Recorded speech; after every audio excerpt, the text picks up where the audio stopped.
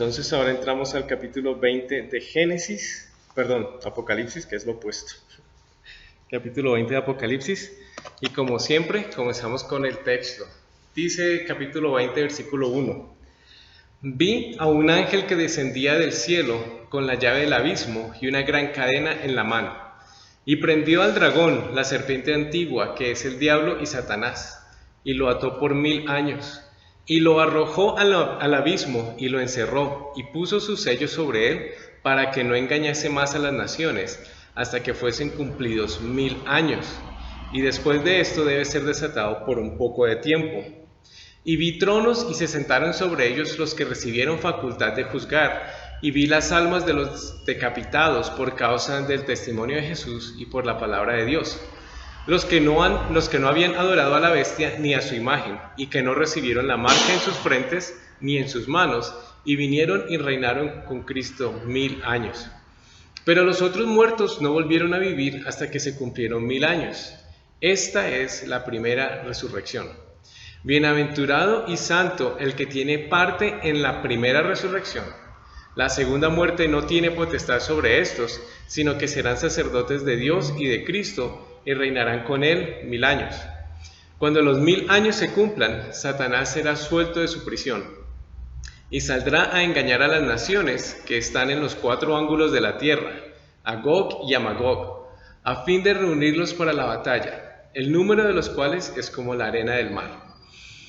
Y subieron sobre la anchura de la tierra, y rodearon el campamento de los santos y la ciudad amada y de Dios. Y de Dios descendió fuego del cielo y los consumió. Y el diablo que los engañaba fue lanzado en el lago de fuego y azufre, donde estaban la bestia y el falso profeta, y serán atormentados día y noche por los siglos de los siglos. Volvemos al versículo 1 del capítulo 20. Vi a un ángel que descendía del cielo con la llave del abismo y una gran cadena en la mano. Entonces aquí Juan ve, después de que el Señor Jesucristo ha regresado por segunda vez, entonces el diablo es atado y dice que un ángel desciende con la llave del abismo. Recordemos que en capítulos anteriores, en las trompetas, veíamos que el diablo fue echado a la tierra como en forma de estrella, fue mandado al abismo. Cuando él abre el abismo, salen los demonios, hacen de las suyas, pero él se queda ahí. Este ángel tiene la llave del abismo y encierra a Satanás básicamente, y dice, y tenía una gran cadena en la mano. Entonces uno se puede preguntar cómo se puede encadenar algo que es espiritual, porque los humanos pues tenemos cuerpo, pero ¿cómo se le puede colocar una cadena a un ángel? Bueno, pues hay que comprender que aunque son espíritus, de todas maneras Dios tiene control sobre los espíritus. De hecho, miremos lo que dice el capítulo 9 por un segundo. El quinto ángel tocó la trompeta. Pues para que toque la trompeta tiene que tener aire, una parte física que sople. Entonces los ángeles también pueden tener partes físicas. Dice, de hecho la Biblia nos dice que hay ángeles entre nosotros, físicamente hablando. Dice, el quinto ángel tocó la trompeta y vi una estrella que cayó del cielo a la tierra y se le dio la llave del pozo del abismo. Y abrió el pozo del abismo y subió humo del pozo como humo de un gran horno, y se oscureció el sol y el aire por el humo del pozo. Eso es lo que nos decía el capítulo 9. Continuamos. Este ángel prendió al dragón, a la serpiente antigua. Y si le queda una duda de quién es el dragón, y si le queda una duda de quién es la serpiente antigua, ahí dice, es el diablo o Satanás. Y lo ató por 1000 años. Ahora, nótese que este es un ángel. Este es un ángel el que acaba de abrazar, apercollar, encadenar al diablo. Este es un super ángel, porque no cualquier ángel haría esto. Entonces es un ángel que tiene la capacidad de prender al dragón, la serpiente antigua, y de atarlo por 1000 años. Entonces ahí tenemos una imagen, una gráfica, un ángel encadenando al dragón y cerrando las puertas del abismo, donde lo va a tener ahí encadenado por 1000 años. Y lo arrojó al abismo y lo encerró y puso sus sellos sobre él. ¿Será que le puso un sello como el 666 o le puso un sello como nos dice como algunas personas entienden que el sello en la frente y en la mano, un sello físico? No necesariamente tiene que ser eso, simplemente lo condenó a estar en esa situación. Ese es el sello que lo condenó. Para que no engañase más a las naciones, porque Él es el que engaña a las naciones, comenzando con Adán y Eva, Él comenzó a engañar a las naciones. El pecado de Adán y Eva fue incitado, comenzado por Él, cuando Él comenzó a engañar, hasta que fuesen cumplidos 1000 años. Y después de esto debe ser desatado por un poco de tiempo. Ahí dice, y debe ser desatado. ¿Por qué tiene que ser desatado? Porque es como un experimento, es como Dios, no un experimento de Dios de una manera malévola, pero en una manera en que Él le demuestra a la humanidad cómo uno puede vivir sin el diablo por 1000 años, y cuando lo vuelva a liberar, que la gente se vuelva a dar cuenta que Él es un problema y que muchos van a tomar su lado. Porque más adelante vamos a ver que muchos van a tomar de su lado. Es una manera de por segunda vez, corroborar, repetir, que la gente, o sea, le quede bien grabado a la humanidad, a la mente. Nuestras mentes son humanas, son imperfectas, son limitadas, pero es una manera de Dios darnos a entender, miren, después de 1000 años de paz, cuando el diablo salga, miren lo que pueden hacer y miren que la gente va a volver a seguirlo. Es como alguien le puede protestar a Dios, pero es que tú nunca me diste una oportunidad. O cómo yo podía escoger, cómo puedo saber que tú sí eres bueno y que el diablo es malo. Pues miren, por 1000 años vamos a tener paz. Cuando lo suelte, vamos a ver qué es lo que va a causar las naciones, y es decisión propia de ustedes. ¿Sí me van a entender? Es una manera en que Dios puede mostrar que tenemos libre albedrío y que nosotros vamos a escoger, o los humanos de esa época, muchos van a escoger seguir al diablo. Es una manera de cómo Dios puede corroborar, mostrar la infidelidad, la imperfección del corazón humano. Entonces, y lo arrojó al abismo y lo encerró, puso su sello, va a estar ahí por 1000 años. Después de esto, debe ser desatado por un poco de tiempo. ¿Por qué debe ser desatado? Porque es una manera, repito, de Dios probar el corazón humano y comprobar cómo es que el hombre escoge su libre albedrío y cómo al final van a terminar algunos. Dice que va a ser preso por 1000 años. Aquí tenemos el domingo, que es el primer día de la semana. No es el primer día de la semana laboral, pero es el primer día de la semana en general.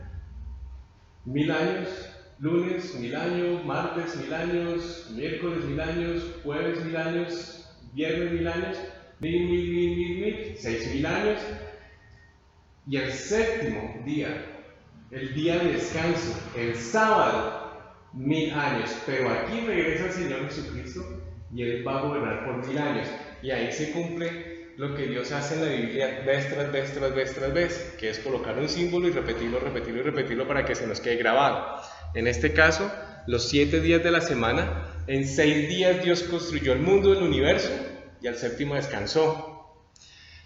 En 6 días o 6000 años los hombres han gobernado puros problemas, puro trabajo, pero vamos a tener por fin 1000 años de paz cuando el Señor Jesucristo gobierne. Entonces, repetición de símbolos, de 7 días, de 7000 años, etc. Y recordemos que según los caraítas y los masones estamos en el año 6015. Seguimos. Y vi tronos y se sentaron sobre ellos los que recibieron facultad de juzgar. ¿Quiénes recibieron facultad de juzgar?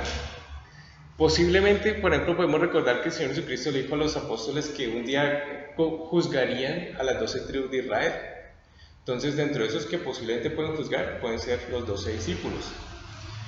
Y vi las almas de los decapitados por causa del testimonio de Jesús y por la palabra de Dios, los que no habían adorado a la bestia ni a su imagen y que no recibieron la marca en sus frentes ni en sus manos, y vivieron y reinaron con Cristo 1000 años. Estamos en el año gregoriano, pagano, 2015. Estamos en el siglo XXI, según ese estándar del tiempo, que no es el estándar bíblico, pero bueno, es el estándar del tiempo en el que vivimos. Y es increíble que en el siglo XXI todavía existan lo que dice el texto, decapitaciones. O sea, Por ejemplo, aquí en Colombia, cuando fue la conquista por los españoles y todo eso, pues sí hubo guerras y hubo la Inquisición, que perseguían a los que fueran cristianos o brujos o que creyeran en la brujería, etc. Y había decapitaciones y todo eso. Pero eso es una práctica que desde hace 200 años en el mundo occidental no se ve. Desde hace 200 años eso ya no es común. Pero es interesante cómo en el siglo XXI hay gente que todavía practica las decapitaciones. Y aquí tenemos algunos ejemplos. Aquí tenemos al Estado Islámico. Esta foto ya la vimos. ¿Quiénes siguen decapitando hasta el siglo XXI? Uno de los grupos más importantes son los musulmanes. Ellos todavía siguen decapitando. Recordemos que este texto es de hace 2000 años. Fue escrito en el año 90, el libro Apocalipsis. Y nosotros ya desde hace 2 siglos, las decapitaciones no son parte de nuestra cultura occidental. Es increíble que en el siglo XXI este texto aplica literalmente las decapitaciones. Estas personas que ustedes ven en la pantalla fueron 21 hermanos nuestros en la fe, que fueron decapitados en Egipto a manos del Estado Islámico, o también denominado ISIS, en enero de este año, 2015. Todavía se practican las decapitaciones. Si ustedes quieren buscar eso en la internet, van a ver literalmente las cabezas puestas sobre los cuerpos acostados sobre el vientre de nuestros hermanos. Literalmente decapitados. Algo que ya no se ve en el mundo moderno, lo siguen haciendo y aplican literalmente este versículo. Y vi las almas de los decapitados por causa del testimonio de Jesús y por la palabra de Dios, los que no habían adorado a la bestia ni a su imagen y que no recibieron la marca en sus frentes ni en sus manos, y estos decapitados, que ahora están en la presencia de Dios, dicen, vivieron y reinaron con Cristo por 1000 años. En otras palabras, por fin van a recibir un cuerpo glorificado y van a reinar con el Señor 1000 años, después de haber sido la escoria de este mundo, después de haber sido decapitados porque para sus captores ellos valían nada. Ahora van a ser reyes, sacerdotes por 1000 años. Así es Dios. A los postreros los coloca de primeros, y a estos de primeros los coloca de últimos, a esos del Islam. Isaías 2 nos muestra una nueva perspectiva de los 1000 años. Desde el capítulo 1 de Apocalipsis hasta el capítulo 19 vemos todas las batallas hasta que el Señor Jesucristo regresa por segunda vez a la tierra. Posteriormente, en este capítulo, el capítulo 20, entonces nos da una idea de los 1000 años del Señor Jesucristo. Entonces hasta el capítulo 19, repito, es básicamente todo lo que va a tener que suceder hasta que venga el Señor Jesucristo por segunda vez. El capítulo 20 es más que todo cómo van a ser esos 1000 años. Y hay otras porciones de la Biblia que nos explican cómo van a ser esos 1000 años, entonces vamos a hablar de ellas. Una de esas porciones es Isaías, en el capítulo 2. Recordemos que hasta el capítulo 19 es locura, es la humanidad, son 6000 años de los gentiles, de la humanidad, pero vienen los nuevos 1000 años de bendición con la presencia del Señor Jesucristo. Después de algo muy malo, vienen cosas muy buenas. Isaías 2 dice, acontecerá en lo postrero de los tiempos, que será confirmado el monte de la casa de Jehová como cabeza de los montes, y será exaltado sobre los collados, y correrán a él todas las naciones. Y vendrán muchos pueblos y dirán, venid y subamos al monte de Jehová, a la casa del Dios de Jacob, y él nos enseñará sus caminos, y caminaremos por sus sendas, porque de Sión saldrá la ley, y de Jerusalén la palabra de Jehová. Y juzgará entre las naciones, y reprenderá a muchos pueblos, y volverán sus espadas en rejas de arado, y sus lanzas en hoces, y no alzará espada nación contra nación, ni se adiestrarán más para la guerra. Esto que está en Isaías en el capítulo 2, es lo que básicamente va a suceder durante el milenio, cuando el Señor Jesucristo comienza a reinar por el séptimo día, o por el séptimo milenio, los 1000 años después de los 6000. Entonces repasemos así de volada. Dice que el monte de Sión va a ser exaltado. Ya hablamos en el pasado que parece que literalmente y físicamente Israel, el monte de Sión, va a ser el más alto por sobre toda la tierra, porque en otras porciones leímos que todas las montañas van a desaparecer. Eso ya lo leímos, eso estaba en las escrituras, ya lo leímos. Todos los montes, la cordillera oriental, central y occidental van a dejar de ser.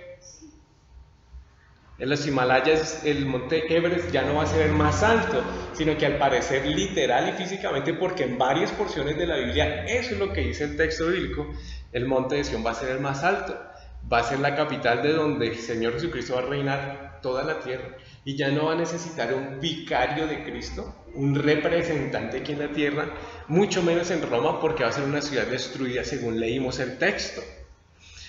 Entonces vendrán las naciones, correrán a él las naciones, vendrán de muchos pueblos y dirán: venid, subamos al monte de Jehová, a la casa del Dios de Jacob, y él nos enseñará sus caminos y caminaremos por sus sendas. En otras palabras, las naciones de la tierra se van a volcar a adorar al Rey de Reyes, al Señor de Señores, a la raíz de David, al Dios de Israel en persona aquí en la tierra. Las naciones por fin van a venir a adorarlo a él, porque recordemos, él, en el capítulo anterior, en capítulos anteriores, va a vencer a las naciones del mundo, a sus ejércitos. Eso ya lo leímos en los capítulos anteriores. Todo el mundo va a ver que él venció a las naciones de la tierra, por lo tanto le van a dar a él la gloria y la honra que se merece. ¿Estamos? Por eso es que van a venir ahí, a Jerusalén. Y caminaremos por sus sendas, porque de Sión, es decir, de Jerusalén, es otro nombre en el bíblico de Jerusalén, porque de Sión saldrá la ley, de ahí saldrá la justicia para todas las naciones. Y él juzgará entre las naciones. No va a haber unas Naciones Unidas que desde Nueva York o desde Bruselas van a tratar de gobernar el mundo, que es lo que están tratando de hacer hoy en día. Va a ser Jerusalén, el Señor mismo va a mandar las directrices a todo el mundo. ¿A quiénes? A las autoridades del mundo. ¿Y quiénes van a gobernar las naciones? Los santos, los justos. Y dicen: y volverán sus espadas en rejas de arado y sus lanzas en hoces, y no alzará espada nación contra nación, ni se adiestrarán más para la guerra. Curiosamente, ese texto, el versículo 4, es el que está enfrente de las Naciones Unidas. Este monumento que ustedes ven ahí, tanto la pared con la inscripción de Isaías capítulo 2, versículo 4, y el hombre que está ahí, la estatua que representa el hombre destruyendo la espada, ahí está la espada ya doblada a punto de romperla. Esto está ahí al frente de las Naciones Unidas. Ellos creen que ellos son los que van a poder ser capaces de traer paz a la humanidad, y que a través de sus políticas y sus directrices económicas son los que pueden traer un gobierno mundial de paz y de amor, de prosperidad para todos los seres humanos. Ellos se la creen y tomaron este versículo de de Isaías 2, versículo 4, imputándoselo a ellos mismos, que ellos van a hacer eso. ¿Qué es lo que ellos creen? Que ellos van a juzgar, a reprender a los pueblos, que ellos van a hacer que se vuelvan las espadas en rejas de arado, que sus lanzas en hoces, y que no se alce más nación contra nación. Eso es lo que ellos humanamente dicen que quieren hacer, pero no les han logrado, no se les ha sucedido, y no se les va a suceder. Eso va a suceder bajo el reino del Mesías, aquí en la tierra, en el milenio. Curioso que copiaron eso. Eso sí lo copian de las escrituras, pero que no forniquen, no se emborrachen, no roben. Eso sí no lo copian. Pero bueno, esto sí lo copian y se creen pues los superdioses, básicamente. Dice Isaías 11, hablando también del milenio, del reinado del milenio del Señor Jesucristo. Saldrá una vara del tronco de Isaí, y un vástago retoñará de sus raíces, y reposará sobre él el espíritu de Jehová, espíritu de sabiduría y de inteligencia, espíritu de consejo y de poder, espíritu de conocimiento y de temor de Jehová. Y le hará entender diligente en el temor de Jehová. No juzgará según la vista de sus ojos, ni arguirá por lo que oigan sus oídos, sino que juzgará con justicia a los pobres, y arguirá con equidad por los mansos de la tierra, y herirá la tierra con la vara de su boca, y con el espíritu de sus labios matará al impío. Y será la justicia cinto de sus lomos, y la fidelidad ceñidor de su cintura. Morará el lobo con el cordero, Y el leopardo con el cabrito se acostará, el becerro y el león y la bestia doméstica andarán juntos y un niño los pastoreará. Entonces, bajo el gobierno del Mesías va a haber paz global, las naciones lo van a adorar, las naciones van a acudir a Jerusalén, ya no más a Nueva York, ya no más a Roma, más bien a Jerusalén, ya no más a Nueva York, sino a Jerusalén. El Señor gobernará no por vista, por lo que la gente diga, sino con justicia, no porque le den argumentos de esto y lo otro, sino con equidad, con justicia.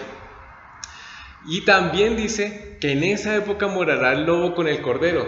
¿Qué pasa ahorita cuando uno le coloca un cordero enfrente de un lobo?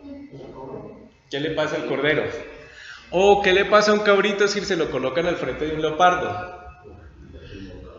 ¿Y qué pasa si le colocan enfrente de un león, o un becerrito, o una bestia doméstica, o un niño que pastorea un león? Hoy en día eso no sucede, eso es parte de la maldición que hubo desde que cayó Adán y Eva con el pecado y que ha transcurrido ya 6.000 años este rollo. Pero va a ser restaurado el orden del universo. Precisamente el Nuevo Testamento nos dice en las Escrituras que el universo, la naturaleza gime por toda la causa del pecado que trajimos. De hecho, la Biblia nos habla claramente que cuando Adán y Eva fueron creados eran vegetarianos. El Señor dice ahí escrito, coman de este fruto, de esto, de semillas, etc. No dice que maten y coman animales. El primer animal que fue muerto fue por causa del pecado de Adán y Eva, que cuando ellos pecaron se sintieron desnudos y entonces se taparon con hojas de árbol, y él hace el primer fashion show, el primer evento de moda, y es colocarle ropa a ellos. ¿Con qué? Matando un animal, lo dicen las Escrituras. Y ese derramamiento de sangre hace que ellos queden cubiertos de la exposición de su pecado. Pero no era ese derramamiento de sangre, no era el perdón de sus pecados, simplemente un cubrimiento. Y los sacrificios posteriormente en el templo, en el tabernáculo, cuando se sacrificaban los animales, no era que perdonaran el pecado de la persona, pero lo cubrían. El único que puede perdonar es la sangre del Señor Jesucristo. Con su sangre sí somos perdonados. Pero todas esas eran figuras para traernos a la persona y obra del Señor Jesucristo. Y en el milenio, inclusive la naturaleza va a recibir un break, va a recibir un descanso, va a tener todavía las consecuencias de todas las guerras que van a haber ahorita, las contaminaciones y todo eso, porque esta tierra va a seguir por 1000 años más. Al final de los 1000 años, sí va a haber un nuevo cielo y una nueva tierra, pero esta tierra va a seguir por 1000 años más. Con los efectos de los terremotos que vimos en Apocalipsis, en los sellos en el capítulo 6, con los efectos de las trompetas, con los efectos de las plagas, va a seguir por 1000 años más. Luego va a haber un nuevo cielo, una nueva tierra. Pero mientras tanto en ese milenio va a haber paz, va a haber bendición, inclusive la naturaleza va a ser restaurada. Entonces aquí tengo hasta una gráfica bonita ahí del lobo y la oveja. Van a estar contentos el lobo y la oveja. El cabrito al lado del leopardo, eso es por Photoshop, o sea que por computadora pegan las imágenes. Y el del niño con el becerro, con el león, dibujado, porque hoy en día eso no sucede. Pero un día ese Photoshop va a ser una realidad. Un día esa gráfica cómica del del lobo con la oveja va a ser una realidad. La vaca y la osa pasarán. Sus crías se echarán juntas, y el león como el buey comerá paja. Muchos de los que estudian los dinosaurios dicen que los dinosaurios existieron, por cierto, y existieron con los hombres, por cierto, no hace cientos de millones de años o millones de años, todo eso que es lo que nos dice la ciencia moderna. La ciencia sin la teoría de la evolución compagina perfectamente con la Biblia. Cuando a la ciencia se le mete la teoría de la evolución, ahí ya no puede compaginar con la Biblia. Y la ciencia con la teoría de la evolución es una respuesta de gente que no quiere creer el texto bíblico, que no honra a Dios. Entonces su ciencia con la teoría de la evolución es lo que les puede apaciguar un poquito, porque no está comprobada la teoría de la evolución, es una teoría. Pero es la manera en que ellos pueden apaciguar y sus mentes, sus conciencias, y decir no existe Dios, y yo creo que más bien así puedo vivir, porque puedo vivir sin Dios, porque la naturaleza me dice esto, pero es una explicación amañada. La ciencia sin la teoría de la evolución encaja perfectamente con la Biblia. Los científicos cristianos lo han corroborado y grandes científicos de la humanidad han sido y seguirán siendo cristianos. Muchos en la comunidad científica entonces prefieren acudir como no quieren a Dios, acuden a la teoría de la evolución para explicar todos los fenómenos naturales, aunque no encajan sus explicaciones. No encajan. No toda la comunidad científica cree en el Big Bang, aunque es lo que más venden en los libros de ciencias, pero no todos creen eso, entre otras cosas. Pero bueno, perdón, entonces no terminé el punto. Entonces muchos de los que descubren los dinosaurios dicen, pero ¿por qué tienen esos dientes tan largos? Debieron haber sido carnívoros. O los leones, ¿por qué tienen esos dientes tan largos? Siempre debió haber sido carnívoro. No, hubo una época en que no eran carnívoros, eran vegetarianos. El hecho de que hay animales que en la naturaleza hoy en día en nuestros tiempos tienen grandes colmillos y son vegetarianos. Hoy en día, no es por cuestión de que la arqueología, que la historia. Hoy en día vivitos y coleando tienen grandes colmillos y son vegetarianos. Y el niño de pecho jugará sobre la cueva del áspid, y el recién destetado extenderá su mano sobre la caverna de la víbora. No harán mal ni dañarán en mi santo monte, porque la tierra será llena del conocimiento de Jehová, como las aguas cubren el mar. Pues claro, con el Señor mandando desde Jerusalén, a través de sus embajadores, todos los justos alrededor del mundo, pues entonces el conocimiento del Señor va a llenar la tierra, porque todos en las naciones van a estar aprendiendo acerca del Señor Jesús, su vida y obra, quién fue, quién es y quién será. Luego dice, acontecerá en aquel tiempo que la raíz de Isaí, es decir, el Señor Jesucristo, la raíz, es decir, la simiente, es decir, el descendiente de Isaí, es decir, el Señor Jesucristo que fue descendiente de Isaí, el Mesías, acontecerá en aquel tiempo que la raíz de Isaí, la cual estará puesta por pendón a los pueblos, será buscada por las gentes y su habitación será gloriosa. De hecho, en otra parte de las Escrituras también nos dice, mencionándolo aquí de volada, en que las naciones van a subir a Jerusalén a celebrar la fiesta de los tabernáculos. La fiesta de los tabernáculos es una de las 7 fiestas bíblicas, no son una de las 7 fiestas de Israel. Esas 7 fiestas no son solo para Israel, eran para toda la humanidad. Que le fueron dadas a Israel, pero era para toda la humanidad. Y no tenemos que judaizarnos hoy en día y cumplirlas, porque en el Señor Jesucristo se cumplieron todas esas fiestas, o se cumplen todas esas fiestas. Mas, sin embargo, las Escrituras sí nos dicen que durante el milenio del Señor Jesucristo, las naciones van a venir a Jerusalén a adorarlo a Él durante la fiesta de los tabernáculos. La mayoría de la iglesia no sabe qué es la fiesta de los tabernáculos. Cuando estemos tal vez en la serie de Paganismo, Religión y Cultura, vamos a explicar las fiestas del Señor, incluyendo los tabernáculos. Y dice las Escrituras, nación que no suba a Jerusalén se va a quedar sin lluvia. Lo que nos da a entender que hay una posibilidad de que las naciones, aún antes de que suelten a Satanás, una que otra como que van a querer mostrar las garras e independizarse o actuar independientemente. Entonces, de todas maneras, el texto dice, nación que no suba a Jerusalén a la fiesta de los tabernáculos a celebrarla, no va a recibir lluvia. Y eso es malo, porque sin lluvia no hay comida. Entonces, todo esto son cositas que vemos en Isaías, en el capítulo 2, en el capítulo 11, que hablan acerca del milenio del Señor Jesucristo, y hay otras cosas más, otras porciones bíblicas que mencionan eso. Ya que estamos hablando del capítulo 20 del milenio, pues entonces estamos insertando eso que aplica en esta época.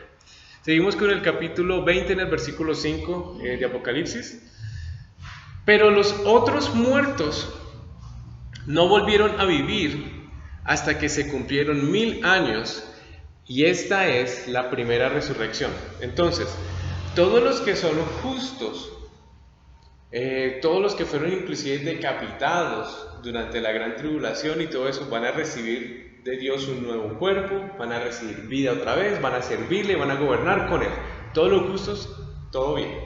Esa es la primera resurrección. Todos los que habían muertos en Cristo, todos los justos en la historia de la humanidad, van a recibir un nuevo cuerpo, van a recibir una presencia aquí en la tierra, van a reinar. Pero todos aquellos que han sido injustos en toda la historia de la humanidad, incluyendo el tiempo de la gran tribulación, e incluyendo el tiempo de los futuros 1000 años, Pero hasta el momento aquí donde comienzan los 1000 años, todo por 6000 años, todos los muertos, ellos van a seguir esperando para que hasta el final de los 1000 años, ahí sí sean juzgados. Repito, todos los justos, desde el comienzo de la creación, hasta cuando comience el reinado de 1000 años del Señor Jesucristo, van a ir a recobrar su vida, van a ser premiados, nos dice también las Escrituras, que van a recibir coronas. Esa es la primera resurrección. Los demás muertos, es decir, los injustos, desde el comienzo de la humanidad hasta que comiencen los 1000 años del Señor Jesucristo, van a seguir en la tumba esperando su juicio, no van a ser reavivados.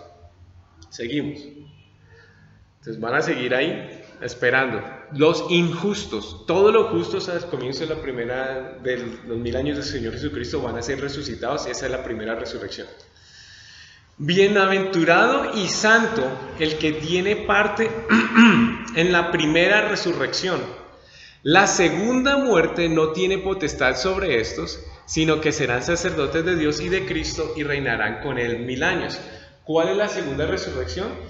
Al final de los tiempos, al final de los 7000 años, o en otras palabras, al final de los 1000 años del Señor Jesucristo también, toda la historia, todos los injustos, ahí esos injustos, los que no le servían a Dios, ellos van a pasar por una segunda muerte. No solamente la muerte física que ya padecieron, la primera muerte, sino que van a padecer la segunda muerte, figurativamente, que significa que van a ir al lago de fuego. Esa es la segunda muerte. Los justos no van a pasar por eso. Los injustos van a seguir esperando hasta que se termine el milenio del Señor Jesucristo, para que entonces reciban su castigo. Los demás justos no van a pasar por la segunda muerte. La segunda muerte no tiene potestad sobre estos, sino que serán sacerdotes de Dios y de Cristo y reinarán con él 1000 años. Entonces ahí están los santos en la primera resurrección. Y luego me encontré esta figurita de, ¿cómo se llama? Lego, donde están así hasta armados, listos para gobernar por 1000 años. Pareció chistoso porque están todos malacarosos para gobernar por 1000 años y no, los justos van a gobernar por 1000 años, no van a ser malacarosos. Si ustedes pudieran ver, tienen muy malas caras, pero en realidad van a ser los justos más bien sonrientes con el gozo del Señor gobernando las naciones. Me la encontré y me pareció chistosa. Versículo 7. Cuando los 1000 años se cumplan, Satanás será suelto de su prisión. Entonces a los 1000 años vuelve a ser suelto Satanás. Dice, será suelto de su prisión. Y entonces otra vez el ángel lo va a desatar. Lo va a dejar gobernar, o no gobernar, lo va a dejar salir. Y va a estar en el medio de la humanidad. Y saldrá, ¿qué es lo que hará? Saldrá a engañar a las naciones que están en los 4 ángulos de la tierra, a Gog y a Magog, a fin de reunirlos para la batalla, el número de los cuales es como la arena del mar. Entonces dice que Satanás cuando salga del final de los 1000 años, del abismo, él va a salir y va a crear un revuelto aquí en la tierra otra vez, porque eso es lo que él hace: robar, matar, destruir, caos, pelea. Tiene ganas de poder, aunque está vencido, tiene ganas de poder. Va a salir entonces a revolucionar a la humanidad, a ver cuánto se puede llevar con él al lago de fuego. Va a salir a eso, para ver cuánto me puedo llevar yo. Porque él sabe que cuando ataca a la humanidad que sigue a Dios y se nos arranca a Dios, por así decirlo, por manera figurativa, pues obviamente eso son personas menos que van al cielo, y eso le duele a Dios, porque Dios está interesado en la salvación, en el arrepentimiento de toda la humanidad. Entonces Satanás sale a crear caos. Dice, saldrá a engañar a las naciones que están en los 4 ángulos de la tierra, es decir, por todo el mundo va a salir a crear pelea. A Gog y a Magog, que son nombres figurativos. De hecho, en Ezequiel 38 y 39 aparece la guerra donde se menciona a Gog y a Magog. Esa guerra sucede antes de la segunda venida del Señor Jesucristo. Este Gog y Magog es figurativo y se refiere al final de los 1000 años del milenio. Ya les repito, Ezequiel 38 y 39 no se refiere a esta guerra, aunque utiliza a esta gente, estos nombres. En el final de los 1000 años, entonces se utiliza la figura de Gog y Magog, porque es la guerra más grande que va a haber antes de la segunda venida del Señor Jesucristo. La de Gog y Magog, en Armagedón. a fin de reunirlos para la batalla. Entonces Satanás al final de los 1000 años va a revolucionar toda la humanidad, a reunirlos en batalla, el número de los cuales es como la arena del mar. Entonces mucha gente, nos está diciendo el texto, mucha gente al final de esos 1000 años le van a comer cuento a Satanás. Después de haber visto la justicia, la paz, el amor de Dios en la tierra, empastado, encarnado, la gente otra vez va a caer en esas mentiras, van a ser engañados y se van a revolucionar contra el Rey de Reyes y Señor de Señores. La Biblia nos decía en unos versículos más atrás que el diablo debería ser desatado, debería ser, como una obligación, repito, para que Dios no tenga ningún contradictorio y diga, pero es que usted nunca nos dio una oportunidad. Les di 1000 años para que me siguieran. Y luego cuando solté a este loco, ahora sí ustedes lo siguieron. Fue su decisión. No pueden decirme que no les di una oportunidad. Por eso es que Dios tiene que dejarlos sueltos otra vez. Aquí tenemos un mapa, este mapa es de 1874. Y es claro que aquí dice Magog, que aquí tenemos a Turquía, aquí tenemos a Israel, aquí tenemos a Egipto, aquí tenemos a Grecia. Y aquí tenemos el Mar Negro, aquí tenemos el Mar Caspio, y aquí nos dice aquí queda Magog. ¿Qué país queda ahí actualmente? Rusia. Y Rusia, para los que están siguiendo las noticias, está ahorita muy cerca de Israel, más cerca que nunca, armando a Siria y en parte acorralando a Israel. Eso es para ahorita la primera guerra de Gog y Magog, que está en Ezequiel 38 y 39. Dentro de 1000 años la va a repetir. Y subieron sobre la anchura de la tierra y rodearon el campamento de los santos y la ciudad amada, y de Dios descendió fuego del cielo y los consumió. Entonces las naciones de la tierra, a los finales de los 1000 años, cuando Satanás salga del abismo y otra revolución en la humanidad, y muchos lo sigan porque dice que eran como la arena del mar, mucha gente lo va a seguir. Porque hay gente que no quiere adorar a Dios, no quiere a Dios. Entonces lo van a volver a seguir. Y entonces dice, van a subir a la ciudad santa, a la ciudad amada, que es Jerusalén, donde el Señor Jesucristo va a estar gobernando. La van a rodear, pero de Dios descendió fuego del cielo y los consumirá. Entonces ahí tenemos a Jerusalén. Nótese que ahí está el templo, porque supuestamente lo tienen que construir los primeros 3 años y medio de la 70ª semana de las que recibió Daniel en su visión de las 70 semanas. Los primeros 3 años y medio Israel va a tener la oportunidad de construir el templo. Recordemos que aquí está la puerta del Golden Gate o la puerta dorada, de donde nos dicen las escrituras y también la historia y la tradición, que el sacerdote cuando estaba el templo, ahí entraba la luz del sol directo hasta el santuario.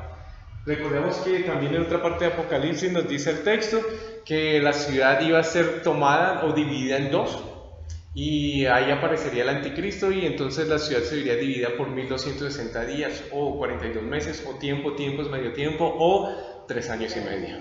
Entonces eso va a ser en la segunda parte de la 70ª semana de la visión de Daniel. Y se le dice a Juan, no midas la parte del patio de los gentiles. En otras palabras, ahí pueden seguir gobernando. Bueno, aquí está la mezquita de Al-Aqsa. Este es un museo musulmán islámico. Pueden seguir ahí, pero Israel va a perder la mitad de Jerusalén cuando se rompa el pacto en la mitad de la 70ª semana de Daniel. Entonces dice que van a rodear la ciudad, pero cuando esté rodeada y la quieran acabar, va a descender fuego del cielo y los va a consumir. Y el diablo que los engañaba fue lanzado en el lago de fuego y azufre, donde estaban la bestia y el falso profeta. Recordemos que en los capítulos anteriores, el falso profeta y la bestia, el anticristo, van a ser lanzados al lago de fuego. Ese lago de fuego ahorita no existe. Ahorita está la tumba, punto. Pero el lago de fuego y azufre, en el futuro, cuando se acabe la 70ª semana de Daniel, cuando se acaben los 7 años, el Señor Jesucristo va a lanzar al lago de fuego, ya lo leímos en las Escrituras, a el anticristo y al falso profeta. Van a estar ahí. Va a ser atado Satanás por 1000 años, y al final de esos 1000 años va a ser liberado, va a causar estos estragos, pero va a perder, y ahí entonces, al final de esos 1000 años, Él va a ser el tercero en caer al lago de fuego y azufre. Entonces ahí estaba la bestia y el falso profeta, y se les va a unir un tercero 1000 años después, que es Lucifer, el dragón, Satanás, la serpiente antigua. Seguimos con el versículo 11 del capítulo 20. Y vi un gran trono blanco y al que estaba sentado en él, de delante del cual huyeron la tierra y el cielo. Y en ningún lugar se encontró para ellos. Ahí tenemos una imagen. Dice, vi un gran trono blanco y el que estaba sentado en él, delante del cual huyeron la tierra y el cielo, y ningún lugar se encontró para ellos. Es decir, aquí nos está comenzando a dar la perspectiva que al final de los 1000 años va a comenzar un nuevo cielo y una nueva tierra. Dice que no hubo espacio para el cielo y no hubo espacio para la tierra, pero sí había un trono. ¿Un trono para qué? Para juzgar a los que van a ir a la segunda muerte. Y vi a los muertos, grandes y pequeños, de pie ante Dios, y los libros fueron abiertos, y otro libro fue abierto, el cual es el libro de la vida. Y fueron juzgados los muertos por las cosas que estaban escritas en los libros, según sus obras. Entonces hay unos libros en el cielo, nos dice este texto, que contienen los nombres de unos libros de los que no son justos, y un libro de los que son justos. Los que están justos en el libro de la vida, no hay problema.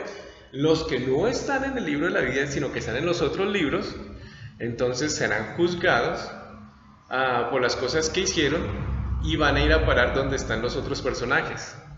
Dice, y el mar entregó los muertos que había en él, y la muerte y el Hades entregaron los muertos que había en ellos y fueron juzgados cada uno según sus obras.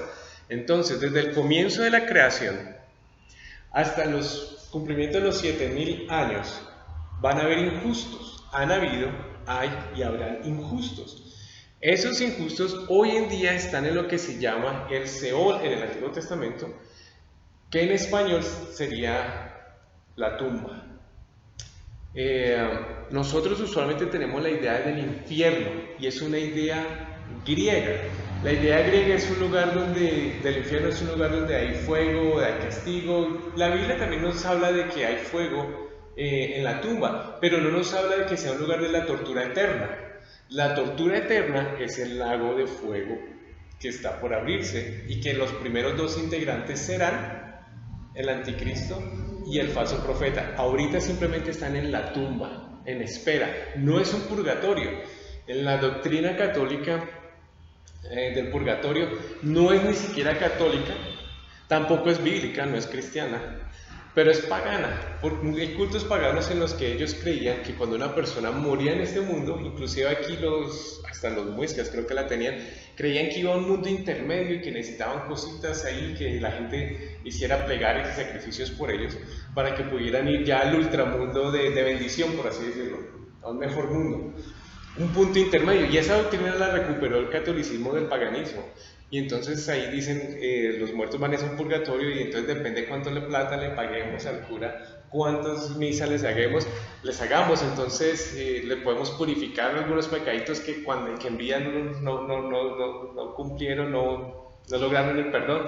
Y luego entonces cuando la monedita caiga al fondo del alfolí, entonces ya cuando le pagamos al cura y el cheque se haga, ya va a pasar al otro lado. Disculpen que me ría, pero es que es totalmente ilógico, y es copiado del culto pagano, o de varios cultos paganos, perdón.